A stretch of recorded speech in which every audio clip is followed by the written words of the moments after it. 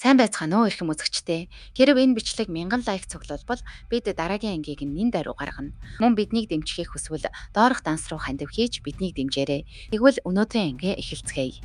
Энэ бол Баатруудын академийн элсэлтийн шалгалт бөгөөд тэнцхийн тулд говьлогчид эдгээр асар том эд шидийн төмөр багнуудыг гэмтэх ёстой. Багш тэдний дундуур алхаж хин ч олигтой амжилт гаргаж чадахгүй байгааг харна.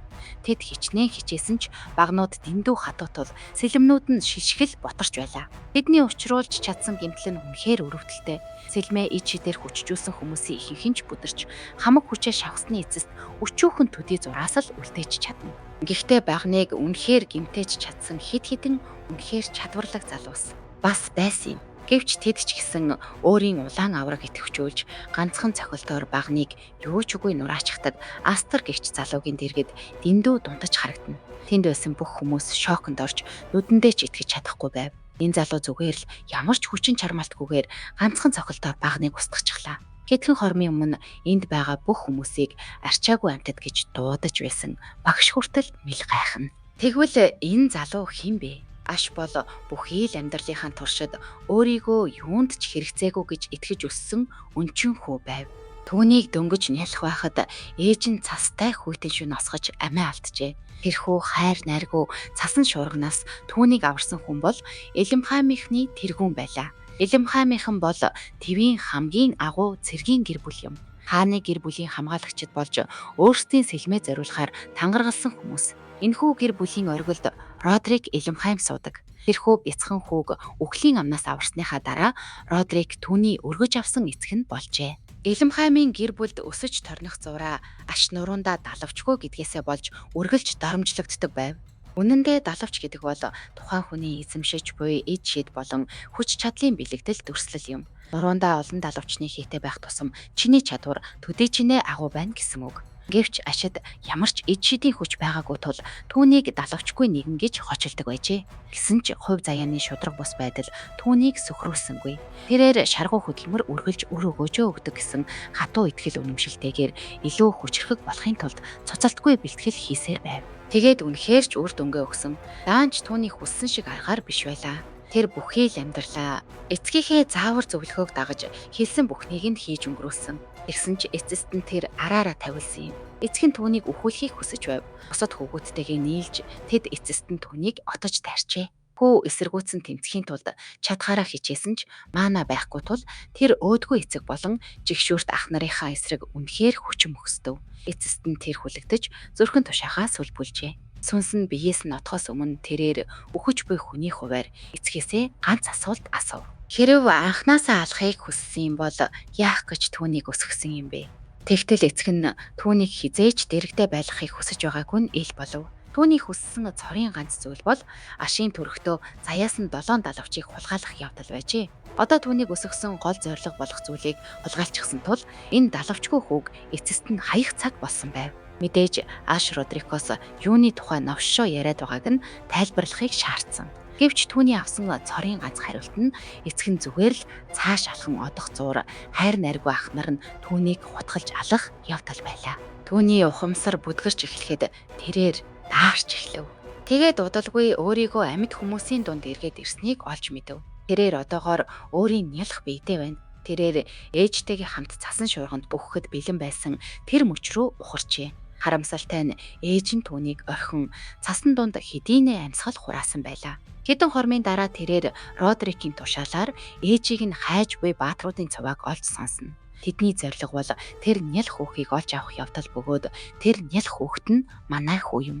Энэ бүхэн ашид дэндүү танил сонсогдож байв. Тэрээр өмнөх амьдралдаа өөрийгөө цасан шуургатай шүн олцсон гэж хэлүүлж байснаа санав. Энэ нь түүнд магадгүй цаг хугацаагаар ухарчихлаа гэдгийг ухаарахад хүргэв. Өөрийгөө аюулд орсноо ухаарсан бяцхан нэрээ цасан талбай дундуур мөлхөж эхэлнэ. Түүнээс ялгарх маанаа нь биеийг нь дулаан байлгахад туслана. Өөрийгөө чирээд явах нь тийм жижигхэн биетэй хүнд дэндүү хэцүү байсан ч амьд үлдэх гэсэн хүсэл эрмэлзэл Родригийн гарт орохгүй гэсэн тэмүүлэл нь түүнд урагш мөлхөх хангалттай сэтгэлийн тэнхээг өгч байв. Нэг мэдхэд тэрээр туйлдаж ядарсны улмаас ухаан алдаж унав. Гэвч удалгүй түүнийг нэгэн ир болон түүний охин байна гэж боддог байж азар энэ хүн Родрик биш харин Виконт Хайрид байлаа. Найлынхаа ир доош суун бяцхан хүүг дулаахан илгэндээ тэврэв. Ийм нял хамт нь яаж яваад энэ хүүтэнд энд хаягдчихдаг байна гэж гайхаж байтал Виконтын дараагийн олж харсан зүйл түүнийг бүр мэл гайхуулж орхилоо. Цасан дээр гарсан мөрнөөс үзвэл энэ жаал уул давж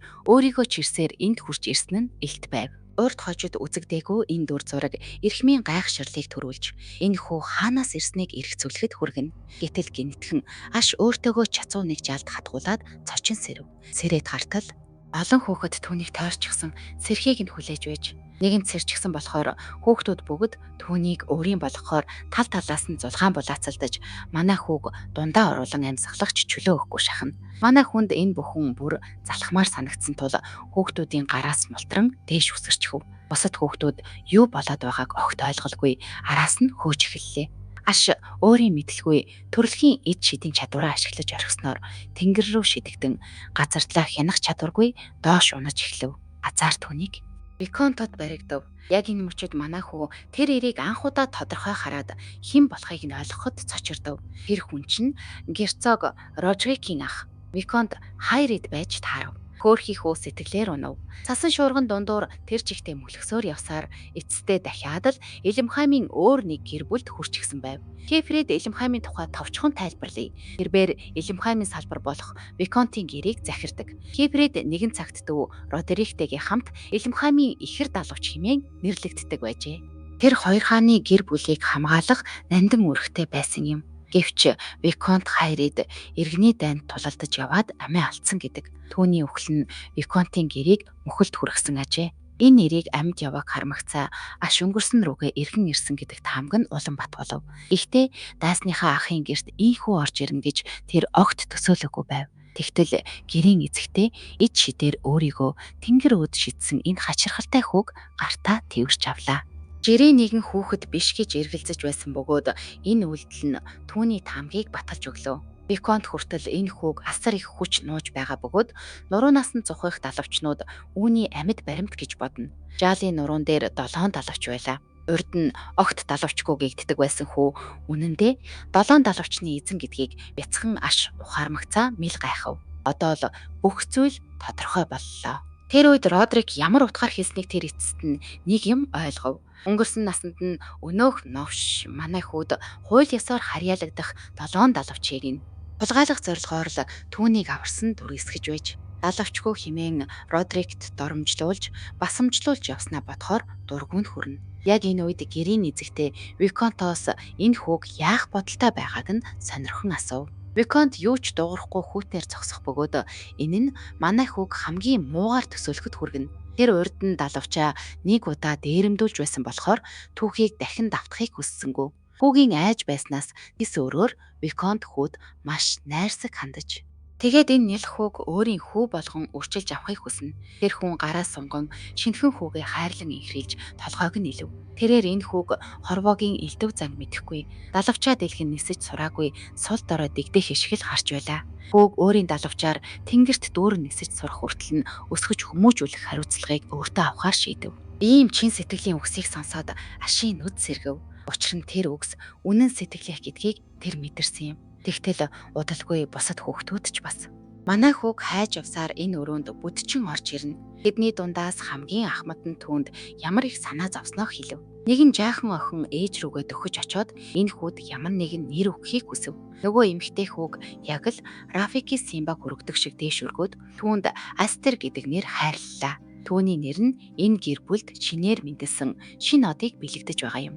Ингээд л яг 10 орчим жил өнгөрөв. Лорд Хайрид герцог Родрикийн нүсэр том харшийн гадна сүр жавхлантайгаар хурч ирэв.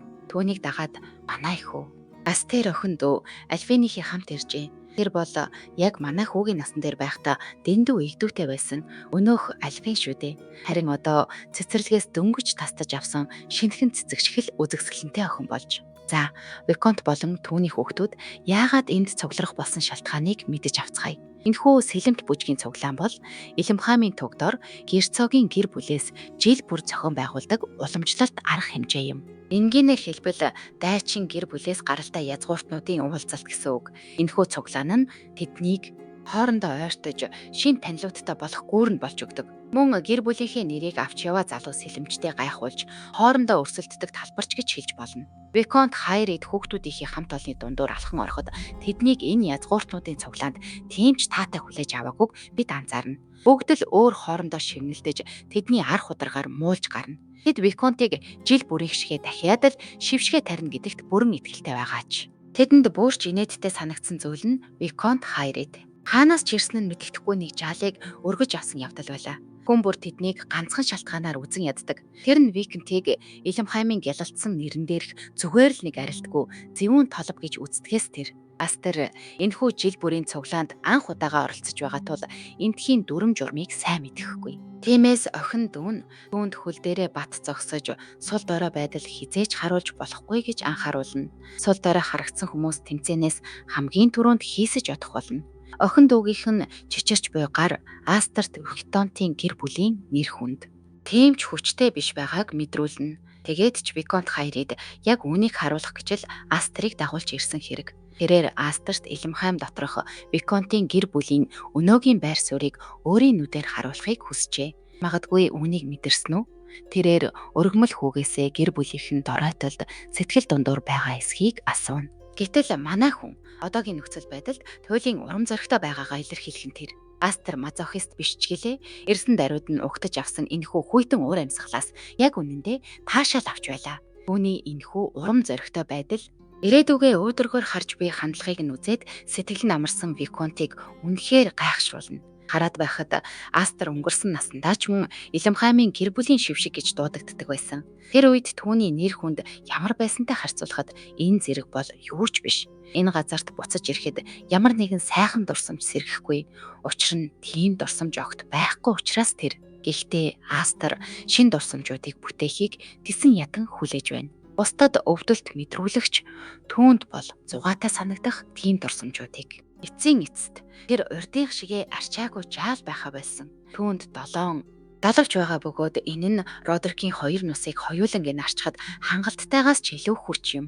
Энэ удаад тэрээр үргэлж хүртэх ёстой байсан тэрхүү гайхалтай дебютээ хийхэд бэлэн болжээ. Ингээд хоёр оролцогч аль хэдийн ширүүн тулалдаж буй ринг рүү хурдан шилжээ. Хүн бүр баатар болохыг эрмэлздэг байсан тэр ирэн үед оргилтон зогсохын тулд маш ширүүн өрсөлдөх хэрэгтэй болдог байв. Үүний тулд баатар хүн хүч чадал, эрхэмсэг байдлыг хоёуланг нь эзэмшсэн байх ёстой. Хүч чадалд хүрэхийн тулд сэлэмний урлагт гарамгай байх шаардлагатай бол эрхэмсэг, сүр жавхлант байдлыг зөвхөн алдар нэрээр л олж авдаг. Энэхүү хоёр чанарыг хоёуланг нь эзэмшсэн хүмүүст гэр бүлийн үнэмлэхүй бэлэгдэл болох далавчид сүлдийг олгодог байв. Оролцогчдын нэгэнд далавчид сүлдийн хэрэгмийг хүртэхэд үзэгчид алга ташилтаар нүргэлнэ.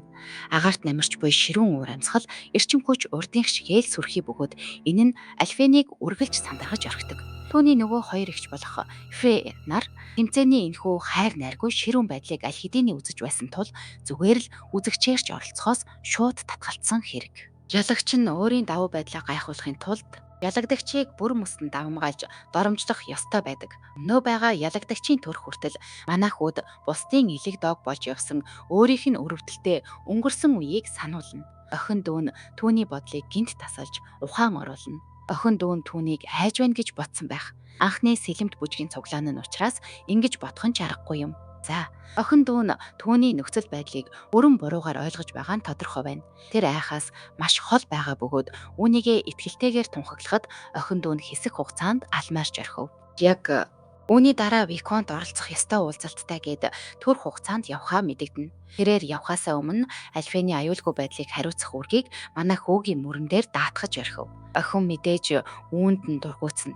Аргагүй шүү дээ. Тэр чинь манай хөөгөөс нэг насаар ихч. Дараа нь аав нь хүүдээ нэгэн үнэгүй зөвлөгөөг өгдөг. Энд түүнтэй жацуу олон хүүхэд байгаа болохоор тэдэнтэй ойлголцож шинэ найз нөхдөдтэй болохыг зөвлөнө. Гэхдээ тэрээр хүүдээ 7 далавчныхаа нууцыг бүгдээс нуухыг аяархан анхааруулна. Ингээд тэр хүн явж манай хоёрыг чон шиг ширтэх хүмүүсээр хүрээлүүлсэн ах トゥ хоёр тэндээ хоцорно. Тэднийг яг л энд байх эсгүй урилгагүй зочид мэт дээрээс нь доош нь ширтэж шүүмжилсэн харцаар харж байв. Манай хүү энэ дайсансан уур амьсгалыг мэдрээд эндхийн хүмүүстэй дотносох боломжгүй гэдгийг ойлгоно. Гэтэл гинэт тэр хин нэгнийг олж хармагцаа Альфеныг гайхшралд оруулж эгчээсээ шууд холдон одно. Манай хүүд найз нөхөдтэй болох боломж эцэст нь олдсон ч энэ бол зүгээр л шалтгаан байлаа. Түүний яриад байгаа найзууд нь ихэмсэг гихчин сууж байх бөгөөд тэд бол гол гэр бүлийн хөвгүүд буюу түүний өмнөх амьдралынх нь ах дүүс байв. Хүү даруйстай боловсон мэндэлж өөрийн бүтэн нэрийг хэлж танилцуулаад зүгээр л мэд мэдхээр ирснээ хэлнэ. Хоёр дахь ах болох гэрээгийн үнэндээ энэ бол Виконтийн гэр бүлийн өргөмөл хүүхэд гэдгийг тайлбарлана. Үүнийг сонсоод л Дарус Астрыг өөрийгөө Илэмхаймын нэг гэж дуудах. Зоригтой байгаад нь басамжлан доог тохуух юм. Энэ хоёр ах хоёулаа өмнөх амьдралд нь түүнийг алсан яг ижилхэн хэрцгий амьтад. Тэр үед тэдэнтэй нүүр тулахад үнэхээр аимшигтай байсан. Гэвч одоо тэднийг харж байхад Астрт тэд зүгээр л Сигма болох гэж ядсан хідэн бацаанууч хэл санагдана. Гэнэт Альфийн хурч ирээд Астрыг тэдэнтэй хангалттай мэдлэгчлээ гэж үзэн ахыгаа чирч холдуулахыг хичээнэ. Мэдээж түүнийг дагуулад явах үед Дариус охиныг дуудаж өнөөдөр аавынхаа ард нуугдаж чадсангүй юу хэмээн доромжлно.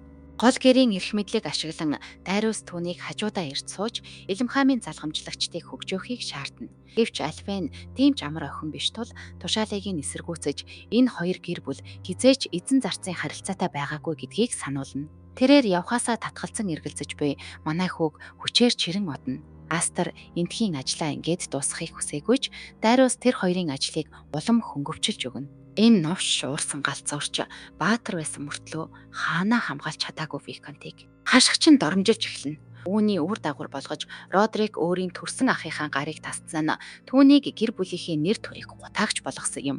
Альфен Дариусын яриаг сонсож энэ бүх доромжллыг төвчж байв. Гэвч энэ эр охиныг тэрхүү бүтэлгүй авгийнхын цусыг хуваалцанд нь өрөвдөж байна хэмээн дахин нэг хоржоонтой үг шиднэ. Уурыг нь хүргэх гэсэн өдөөлт нь амжилттай болж Альфен урагш алхан тэр дооглогч бацаантай нүрт тулна. Тэр аавыгаа өмгөөлөхийг хүссэн ч Дариус охины нүур рүү усан үзмийн шүүсээ цацах үед түүний зориг зүрх нь хідэн хэсэг бутарна. Дариус Альфинд чам шиг хэрэгцээгүй охид хэрэгэм зэргийг залгамжиж чадахгүй тул аав чинь бас чамд сэтгэл дундуур байгаа байх гэж сануулна. Түүнчлэн тэрээр охиныг норхоос хамгаалах хувцасгүй зохисгүй хувцалсан байна хэмээн шүүмжлэнэ.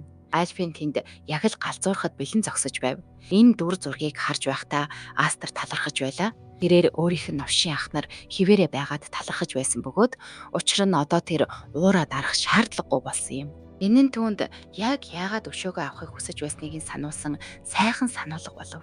Астер өөр нэг шилийг шүүрч аваад эгчийнхээ хажуугаар өнгөрөн урагшилж шилийг дээш шидэж ярианд оролцсон. Айж залуу энэ нь анхаарал сарниулах төгс арга байсныг мэдэлгүй шилийг хурдан эгчинд шүүрч авна. Яг тэр мөчид манай хүү сэлмээ маш хурдан суглан шилийг зүсэж доторхыг нь Дариусын нүрлөө асгаж орхив. Дээгүүр харсан тайж залуу сандарч шившгийн байдалтай хоцрох бөгөөд Астер сэлмэн дээрх шингэдгийг арчхаасаа өмнө амсаж үзнэ. Тэрээр үнэн дээр тэр нь дарс биш зүгээр л усан үзмийн шүүс байсан бөгөөд жүжиглэх дуртай баян айлын эрх танхил язгууртнуудад яг таарсан эд байв. Дөнгөж 3 жилийн өмнө Астерийн хэмжээшгүй хинээрийг гадагшилж түүний эцэг Виконт түүнийг тогтоон барихын тулд хамаг хүчээ дайчилж байлаа. Хүүгийн уур хилэн Альфеныг гимтээж бусад эгч нар нь үхлийн аюулд орсон юм. Тэрээр 7 далавчны хүчийг үргэлжлүүлэн гаргасаар энэ гариг дээр хинч зогсоож чадамгүй хамгийн хүчрхэг нэгэн болжээ. Астерийн алдагдаж байсан энерги маш аимшигтай байсан тул бүр Виконт хүртэл түүнийг зогсоож чадах эсэгтэй эргэлзэж байв. Хүү галзуурлын байдалтай бүрэн автсан байлаа. Одоо цагтаа эргэн ирэхэд Виконт хайрид дээр нэгэн зарцсан гинэт хүрэлцэн ирнэ. Тэрээр Илэмхаймын салбар гэр бүлийн хүүгүүдийн хоорондох мөргөлдөөнийг яаралтай дуулгахын тулд чухал хурлыг тасал дуусна нь энэ байв. Энэ мэдээ хайридыг цочролд оруулж Родрик харин юу ч болоогүй мэт дүр төрхөө хадгалсаар үлдэнэ. Хифрид яг Сасуке шиг аашилж байтал гинэт Альфен нөхцөл байдлыг тайлбарлахаар орж ирнэ. Турлын бусад гишүүд Илэмхаймын 2 агуу ах дүүсийн хооронд өрнөж буй тулааныг өөрсдийн нүдээр харцгаана. Энэ бол тулааны талбарт ховор үзэгдэл тул хүн бүр шимтэн хүлээж байлаа. Эцсийн эцэст энэ тэмцээний ялагч сэлэнт бүжгийн цуглааны хувь заяаг бүрэн шийдэж магадгүй юм. Нэг талд нь зөвхөн гол гэр бүлийнх гэдгээрээ өөрийгөө ихэд ботсон их зантай Дариус зогсож байв. Бүр манай хүүг гэр бүлийнхэн тэжээсэн хэрэггүй тэнэмэл амтан гэж дуудана. Өөрийн хүч чадлаараа бахархсан Дариус 4 далавчны сүлдээ гайхуулж герцогийн хүүгийн хуваар хүчрхэг байдлаараа үзэгчдийг алмайруулна. Дариус манай хүүг доромжлохын тулд түүнээс сул далавчны сүлдтэй хэмээн Астерийг олонний өмнө шившгэж далавчны сүлдээ харуулахыг шаардсан өдөөн хатгана. Манай хүү энэ хөөрөө тэнгит хандан өөрийгөө гайхуулах нь үнэхээр ичхүүртэй хэрэг тул хизээж тийм доошо орохгүй гэдгээ хэлнэ. Астерийн тайван бөгөөд хянуур хариултыг харах нь Дариусын уурыг бүрчих хүргэх боловч манай хүү үүгээр зогссонгүй. Тэрээр хэрв Астер ялбал Дариусыг Альбенээс уучлалт гуйлгах болно гэсэн болцол тавина. Хариуд нь Дариус Астрийг насан туршдаа түүний нохой болохыг шаардна. Энэ ухаангүй тэнэг амтан хос эрт сэлмээ барин урагш дайрах үед жинхэнэ тулаан эхэлнэ. Эхний далаалтыг Астер зүгээр л хаасан ч цохилтын хүчинд хойш шидэгдэнэ. Түүний сэлэм чичирч байгааг харахад л Дариус амар өрсөлдөгч биш гэдг нь тодорхой байх бөгөөд улаан үст өөрийгөө хамгийн хүчрэхэг нь хэмээн хөөргөнө. Тэд бүжгийн дундаа бие бие рүүгээ сэлмээ далайж жинхэнэ сэлмийн тулаан өрнөнө.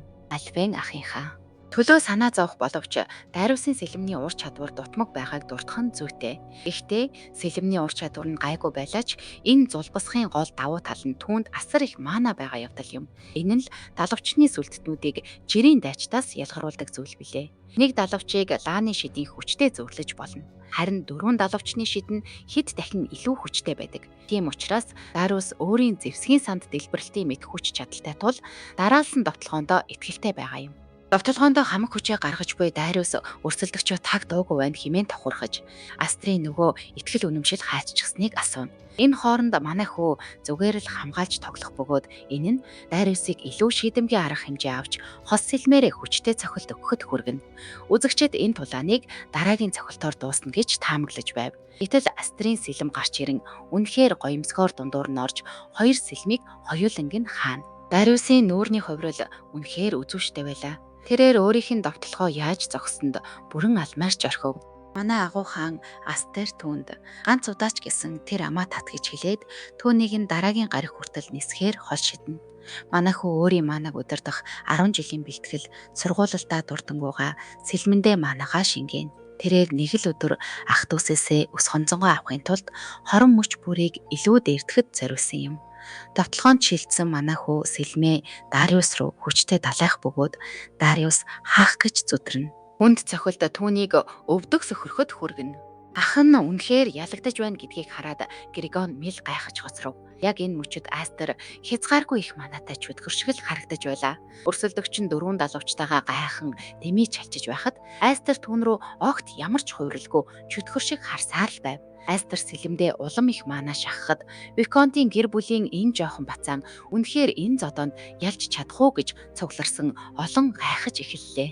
Элимхамын гол гэр бүлийн хүү үнэхээр хэцүү байдалд орж байтал гинэтхэн нөгөө алтан очин хар өнгөтэй болж хувирав. Манай хүүгийн царайны хувирал бүгдийг хилээд өгнө. Ийм зүйл болох ясгүй байсан юм. Үнийг бүр хайрыг ч харж чадаж байлаа. Дариус арай ядан тисэж байв.